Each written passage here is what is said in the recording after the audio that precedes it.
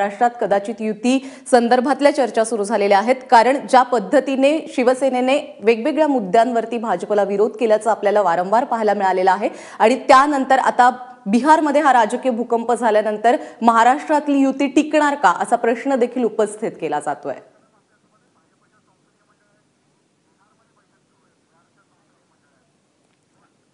प्रशांत कदम आमचे प्रतिनिधी आता आपल्याबरोबर आहेत। प्रशांत, भाजपच्या संसदीय मंडळाची बिहारमध्ये बैठक सुरू असल्याचं कळतंय, नेमक्या काय काय घडामोडी घडतायत?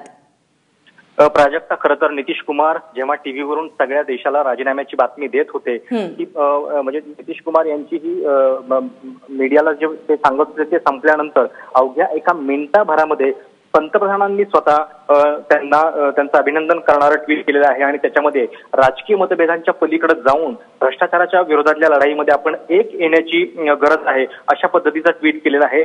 अगदी साहजिक आहे की याचा अर्थ भाजपनं अगदी खुली ऑफर जी आहे ती नितीश कुमार यांना दिलेली आहे आणि थेट पंतप्रधान जेव्हा अशा पद्धतीचं ट्विट करतात तेव्हा ही या सगळ्या घडामोडी ज्या आहेत त्या अगदी स्क्रिप्टेड होतं की काय अशा पद्धतीची शंका जी आहे ती येणं साहजिक आहे।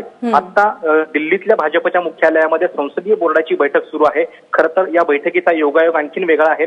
ज्या राज्यसभेच्या जागा निवडल्या जाणार आहेत गुजरातमधल्या 3 आणि बंगाल आणि इतर राज्यामधल्या, तर त्या निवडण्यासाठी ही बैठक होत होती। मात्र आता बिहारमधल्या ज्या घडामोडी घडलेल्या आहेत त्या पार्श्वभूमीवरती कदाचित या ठिकाणी भाजपची भूमिका जी आहे ती स्पष्ट होऊ शकते। याच्या आधी देखील म्हणजे भाजपचे जे बिहारमधले नेते आहेत सुशील कुमार मोदी यांनी सांगितलेलं होतं की जर नितीश कुमार यांनी लालूंची साथ सोडली तर भाजप बिनशर्त पाठिंबा द्यायला तयार आहे। त्यामुळे ही ऑफर जी आहे ती भाजपची आधीपासूनच नितीश कुमार यांना आहे आणि कदाचित त्यामुळेच नितीश कुमार यांनी ही रिस्क घेतलेली असावी।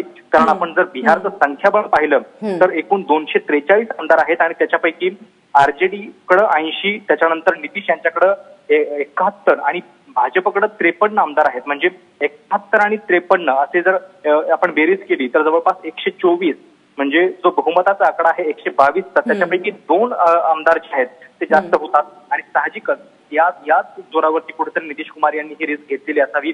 त्यांचा जो त्यांनी जी मीडियाला माहिती दिली आहे राज्यपालांना भेटल्यानंतर त्याच्यामध्ये त्यांनी हे एक स्पष्ट सांगितलं कदाचित एकाच वेळी 2 त्यांना बाण जे आहेत ते रोडायचे होते, त्याच्यामुळे त्यांनी राहुल गांधींचं देखील याच्यामध्ये नाव घेतलं। आपण राहुल गांधींना भेटलो, त्यांनी सुद्धा लालूंची साथ दिली आणि त्याच्यामुळे आपल्याला हा निर्णय घ्यावा लागला। अशा पद्धतीचं चित्र जे आहे ते नितीश कुमार यांनी उभं केलेलं आहे।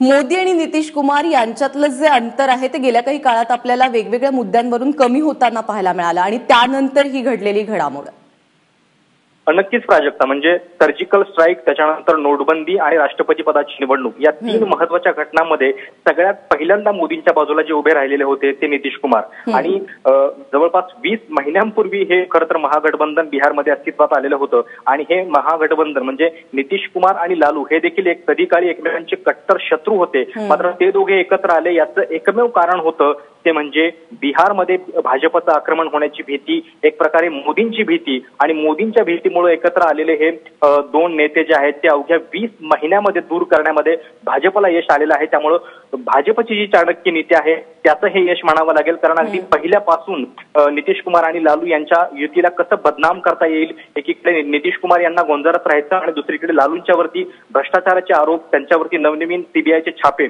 आणि याच्यामुळं नितीश कुमार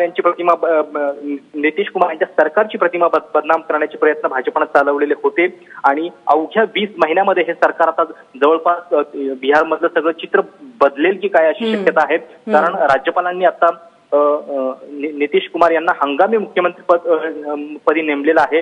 विधानसभा जी आहे ती बरखास्त केलेली नाहीये, त्याच्यामुळं कदाचित आकडे जुळवण्यासाठी नितीश कुमार यांना आणखीन एक संधी मिळू शकते आणि नितीश आणि भाजप हे एकत्र आल्यास आश्चर्य वाटायला नको। प्रशांत, तू आपल्या बरोबर राहाच। आत्ताच एक महत्वाची घडामोड घडतीये, महत्वाच्या अपडेट येत आहेत, त्यामध्ये पंतप्रधान नरेंद्र मोदी हे भाजपच्या कार्यालयात पोहोचलेले आहेत आणि त्या ठिकाणी भाजपचे राष्ट्रीय अध्यक्ष अमित शहा यांनी त्यांचं स्वागत देखील केल्याचं कळतंय। या ज्या वेगवान घडामोडी घडतात त्या आपण जाणून घेणार आहोत, तर ही दृश्य आपण पाहूयात।